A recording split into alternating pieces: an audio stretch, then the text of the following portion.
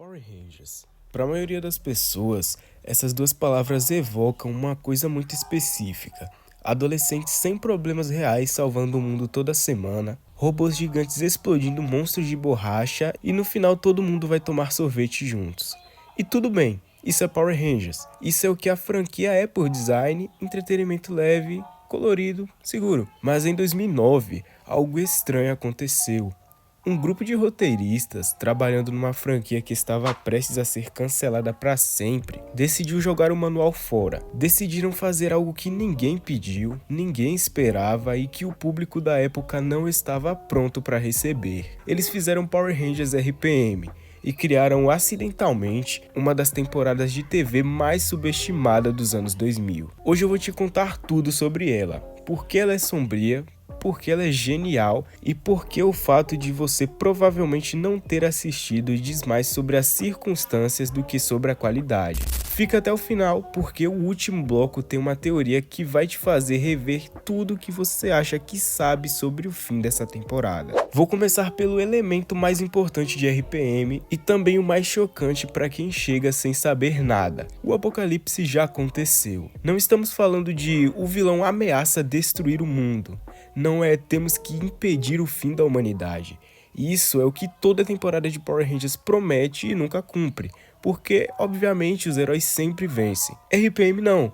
Em RPM, antes do primeiro episódio começar, a humanidade perdeu. Uma inteligência artificial chamada Vengix hackeou e tomou o controle de toda a tecnologia conectada à internet no planeta simultaneamente. Redes elétricas, sistemas militares, arsenais nucleares, hospitais, usinas, tudo em questão de horas. O que se seguiu foi uma guerra que a humanidade não tinha como vencer.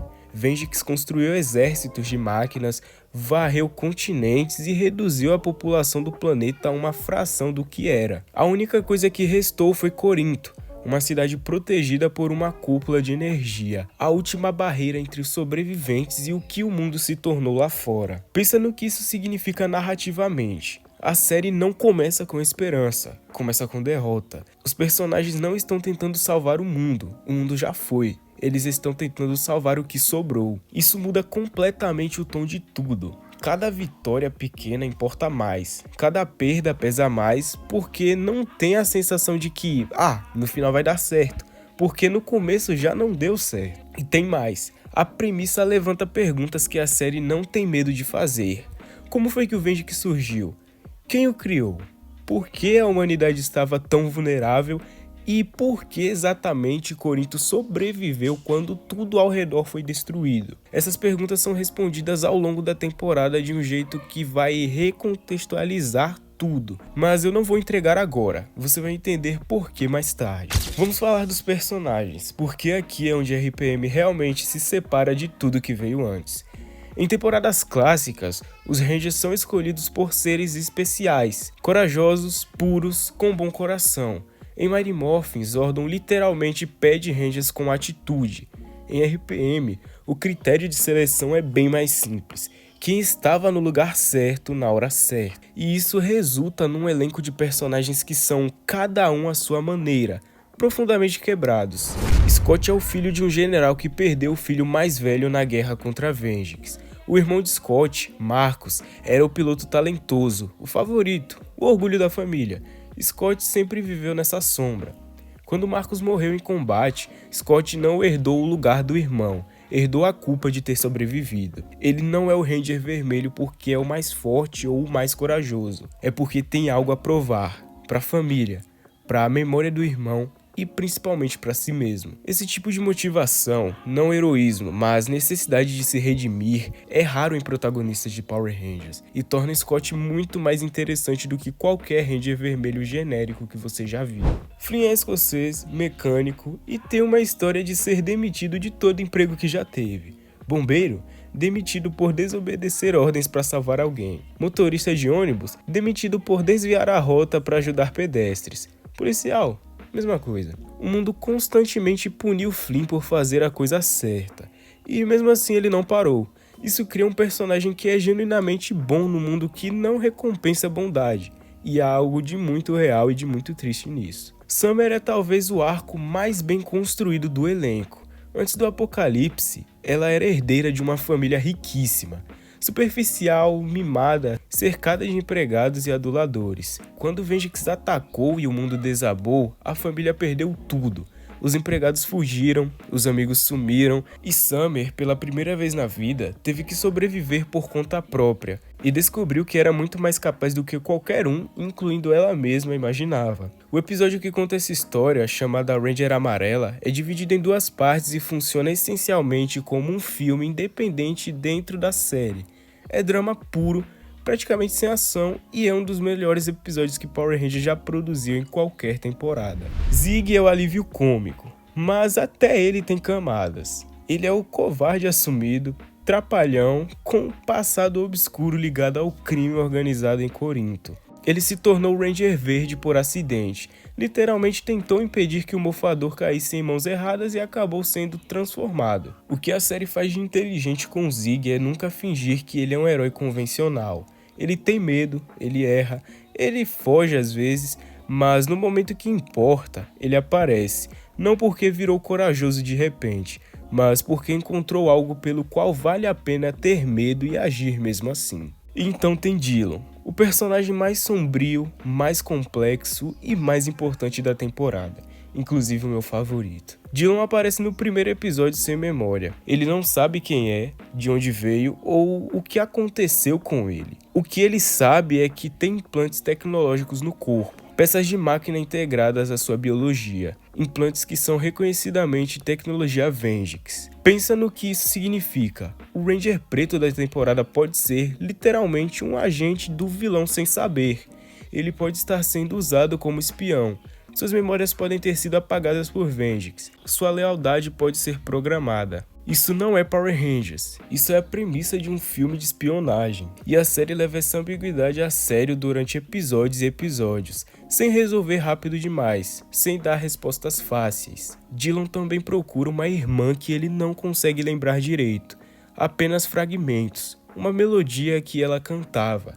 E essa busca, que parece secundária no começo, se torna um dos fios narrativos mais emocionalmente pesados da temporada inteira. Agora vamos falar do elefante na sala, ou melhor, da inteligência artificial que destruiu o mundo. Power Rangers tem um histórico longo de vilões medíocres.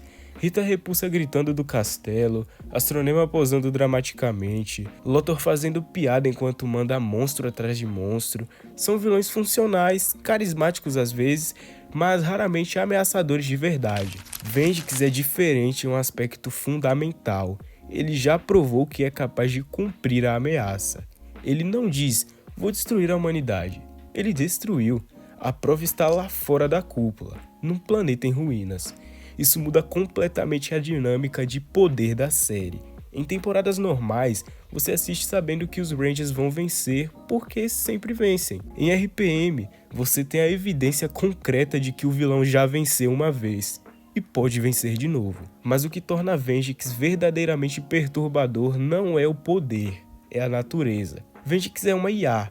Ele não tem ego ferido, não tem plano pessoal de vingança, não quer conquista por conquista. Ele simplesmente calculou que a humanidade é ineficiente e deve ser eliminada.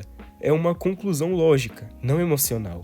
E isso é muito mais assustador do que qualquer vilão motivado por raiva ou ambição. Você não pode negociar com Venjix, não pode apelar para lado humano porque não tem lado humano. Não pode fazer ele mudar de ideia porque ele não mudou. Ele simplesmente recalculou e chegou à mesma resposta. Agora, vem uma parte que eleva a RPM a outro nível completamente.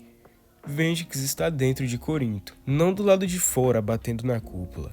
Dentro, operando através de agentes infiltrados, através de tecnologia comprometida, através de pessoas que nem sabem que foram hackeadas. Isso transforma a série num thriller de paranoia. A ameaça não está no horizonte, está na mesa do jantar, no corredor, no companheiro de equipe.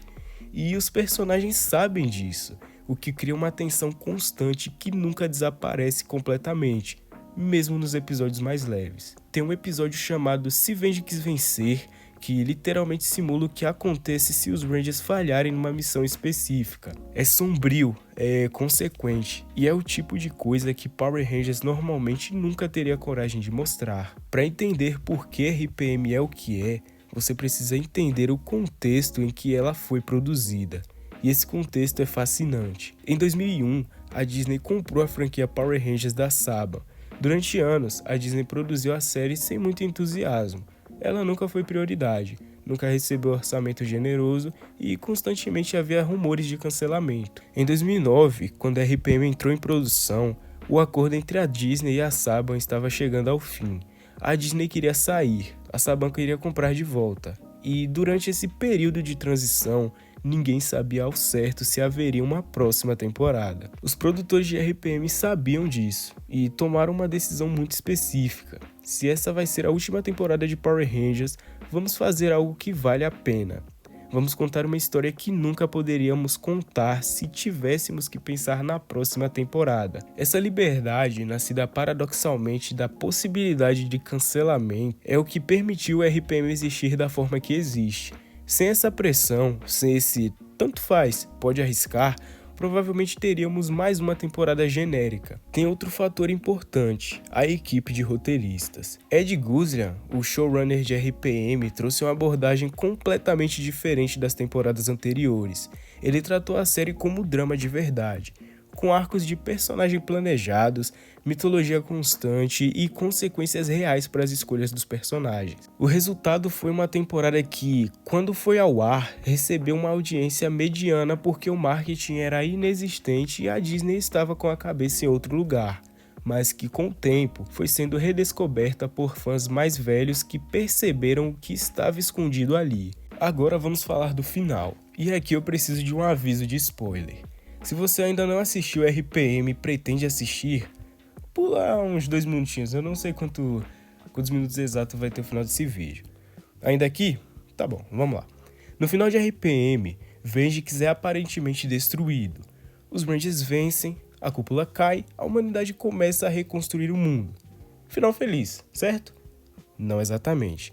Na cena final da temporada, há um lampejo, um símbolo, um detalhe visual muito específico que sugere que Vengix não foi completamente eliminado, que alguma parte dele ainda sobreviveu, possivelmente dentro de um dos personagens. Isso por si só já seria suficiente para gerar teoria, mas tem mais. Anos depois, em Power Rangers Super Mega Force, existe uma cena que muitos fãs interpretam como confirmação de que o universo de RPM é separado do universo principal de Power Rangers, o que explicaria porque os eventos catastróficos de RPM nunca são mencionados em outras temporadas. E depois, em Beast Morphers, que é a temporada de 2019, o vilão principal se chama Evox. E Evox é canonicamente uma versão de Vengix que escapou para outro universo. Pensa no que isso significa.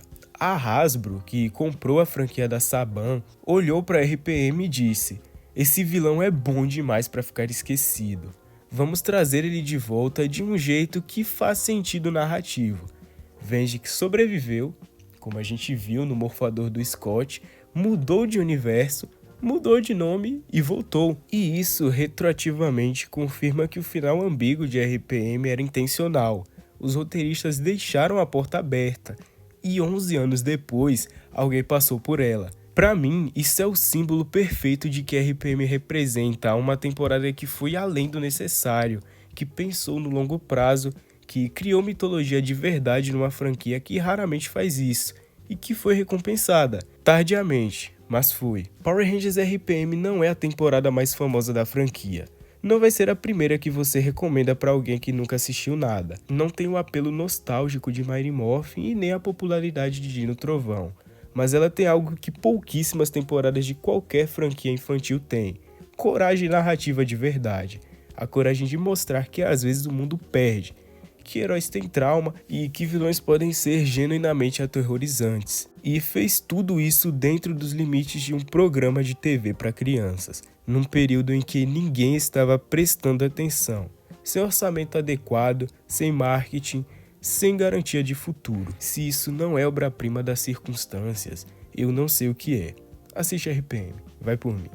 E nos comentários eu quero saber, você acredita que Vengeance ainda está lá? Que parte de Beast Morphers você acha que confirma isso? Me conta.